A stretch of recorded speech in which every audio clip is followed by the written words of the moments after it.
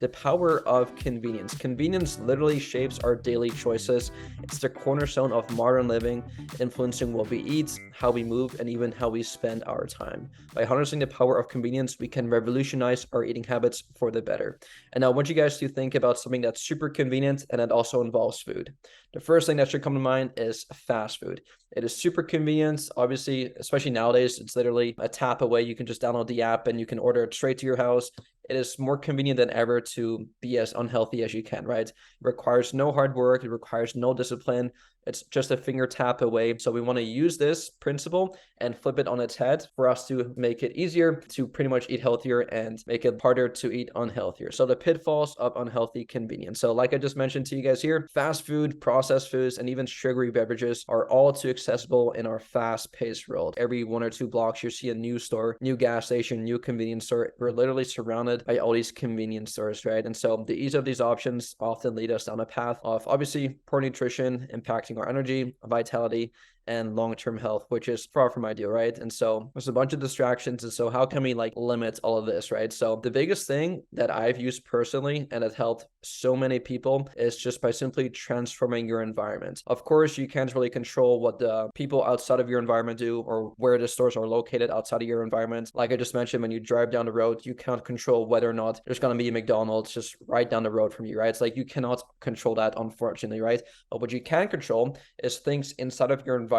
And so start by creating a supportive environment and encourages healthy choices. And so specifically in your household, whether you live with your parents, whether you live with a roommate, with your spouse, whatever it may be, always try to keep fresh fruits, fresh vegetables, lean sources of protein visible and easily accessible in your kitchen. Arrange unhealthy options out of sight or replace them with healthier alternatives. This is one of, if not the biggest hacks that I've personally used. Obviously, like I used to live with my parents and of course with my brothers as well, and they always like having junk around, right? And so sometimes I know it's not as ideal or it's easier said than done to literally get rid of all the fast food or get rid of all the chocolates, all the sweets, all the chips, whatever, away from your house, because like once it's out of sight, it's out of mind. I get that, but just try your best. Like even with your own personal, if you have like your own personal food stash or even in your fridge, whatever it may be, like try to the best of your ability to just get rid of all the junk, unnecessary stuff that you do not need, all the Oreos, all the chips, all the whatever, because especially if you know your triggers. For example, I know a lot of people that once they have maybe one Oreo or maybe one scoop of ice cream, it'll turn into the entire box of Oreos or the entire pint of ice cream. Some people just can't control themselves. And so in order for that to like not even happen in the first place,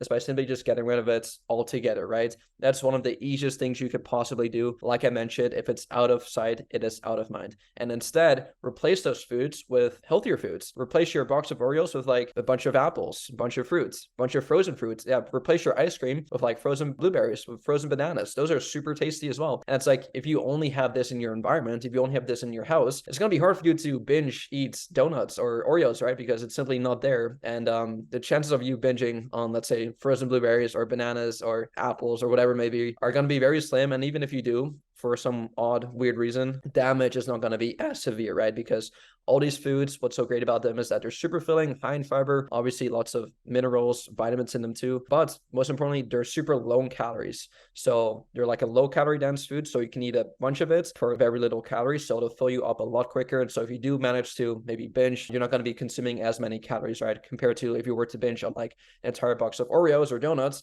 because these are very low calorie dense foods. Like one tiny Oreo, I don't know how many calories it has, maybe around 50 to 100. If you have a couple of those, you can easily have 1,000 calories just in one sitting without you even noticing, right? And so those are really almost like dangerous to have in your environment. So know your triggers. Replace the unhealthy foods with the unhealthy foods. Secondly, here guys is meal prepping made easy. Allocate time each week for meal prepping. This simple habit can save you time and energy, especially during busy days. So prepare nutritious meals in advance, making it more convenient, right? It's all about convenience here. So you get a healthy option when hunger strikes. And now you guys don't have to like prep every single meal for the 7 days of the week. I allocate like my Sunday and I'll batch cook a bunch of chicken breast. I'll batch cook a bunch of beef. I have a big pot of rice as well, and whatever carbs I have. But those are like the 3 main ones that I like to batch cook in advance. So I have literally that for the entire week. And so whenever I get back home, whenever I want to eat breakfast, lunch, dinner, snacks, whatever, I'll just grab the top of chicken. I'll grab the top of rice. I just portion out how much I need per serving based on my calories and macros for the day. And then I'll just either microwave it, or if I want to add some vegetables, which again, I have vegetables in hand to make it more convenient for myself, I add those on top as well. And if I have enough time, I'll just put it on the pan, stir fry it a bit, maybe add some seasonings as well. But you guys can clearly see that by you simply having meal prepped foods in your kitchen, what's even better is that having an entire meal prepped in your kitchen or in your fridge makes it so much easier, because it really requires, it requires work to actually meal prep this stuff ahead of time. But during the week, it requires no work, no efforts, no brain power to literally open up your fridge, grab the Tupperware container, put it in the microwave, and then grab it and then eat it. Like, how much work does that actually require? Not a whole lot, right? And so that makes it a lot more convenient for you to not only stay on track, eat healthy, but also just be a healthier person, right? So meal prep as much as you can. If you guys want to do an entire meal prep, like meal prep an entire like actual meals for a couple days, that's freaking awesome. Go ahead and do that. If not, you can do my method as well, where you just batch cook all the chicken, all your proteins, fish, beef, whatever, all your carbs, potatoes, rice, you name it. And so just so you have that in hand, all you have to do the next day or the next morning, whatever, and just portion out to whatever serving size you want. And there you go. Super easy. No excuse there for you not to hit your macros and be healthier, right? Smart snacking strategies. Stock up on nutritious grab-and-go snacks like nuts, seeds, and pre-cut veggies. Now, I did mention nuts and seeds here, but you do have to be careful here because those are quite calorically dense. I will definitely consider the veggies and the fruits as well. Protein powders, protein bars, bring them with you to work, have them in your car, just in case you get hungry from work. You don't have to stop at a fast food place because you have the protein bars in your car already ready there for you to go, which again makes it more convenient. As many things that you can do to make you yourself more successful at this, the better. So whether that's, again, having stuff in your car, because you never know, you may be stuck in your car, you may be whatever, right? Even like in your work desk, have some snacks there. Whatever you can do to limit your chances of failing and increasing your chances of succeeding, do that. So portion out your snacks in advance, just like how you would meal prep, so you're less likely to reach for unhealthy options in moments of hunger. Because we all know when you are hungry, you are not you. I think that's from a Snickers commercial. But yeah, when you're hungry, like you're hangry, like you think weird and you make poor choices. So when you are hungry, make sure that especially in that state, that you don't make stupid choices and that you have something there for you right away that is hopefully healthy for you, right? Now, the biggest thing here, guys, and I cannot stress this enough, this isn't just like fitness wise, this is for your entire life. And I definitely learned this the hard way. But social support and accountability. Surround yourself with like-minded people who support your journey to eating healthier. Share your goals with your friends or family members and encourage each other to make convenient and nutritious choices. This doesn't just go with fitness, this goes with the rest of your life. If you surround yourself with losers the entire time that are not into fitness, are out of shape, do not have similar goals as you do, want to play video games, have poor habits, whatever, the chances of you being more like them are going to be very high. You are literally the sum of the 5 people you spend the most time with. And so I encourage you guys to choose your friends wisely. I know that's a strong thing to say and maybe kind of controversial, but I cut out a lot of my friends back in high school. And I made this choice quite early on, probably way too early. But in 8th grade, I went through like this phase around partying and stuff.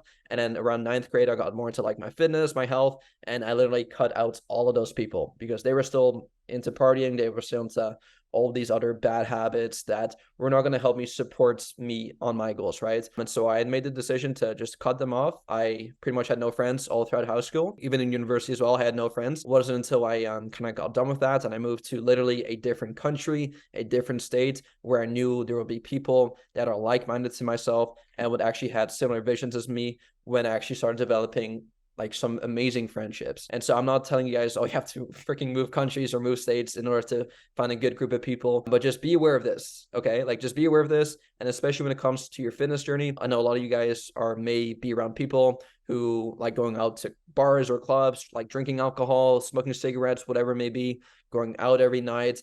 And sometimes you gotta just like put your goals in front of, or like ahead of yourself and in front of them and be like, is me spending time with these types of people really going to help me get me to where I want to be, right? And really ask yourself this and really just take an objective view on this. Like, don't be biased. Don't be like, oh, well, they make me laugh, or, oh, well, I always feel whatever it may be, right? Like really just like ask yourself. Also just ask yourself like how important is fitness goals to you? Like if you don't really give a crap about your fitness, if you don't really care too much about seeing the results you're looking for, about getting that 6-pack, increasing your confidence, increasing your longevity, increasing your entire quality of life, if that's not important to you and you so much rather just cave into the short-term gratification of maybe hang out with your friends, and going out every night, drinking alcohol, whatever it may be, then that's totally fine. Like that's totally cool. Like it is your life. But I do want the best for you guys, and I'm here to push you. If you do have some goals that may not be super popular amongst your friends, even amongst the general population, because nowadays I think it's what 60% of Americans are obese, overweight, which is absolutely unacceptable.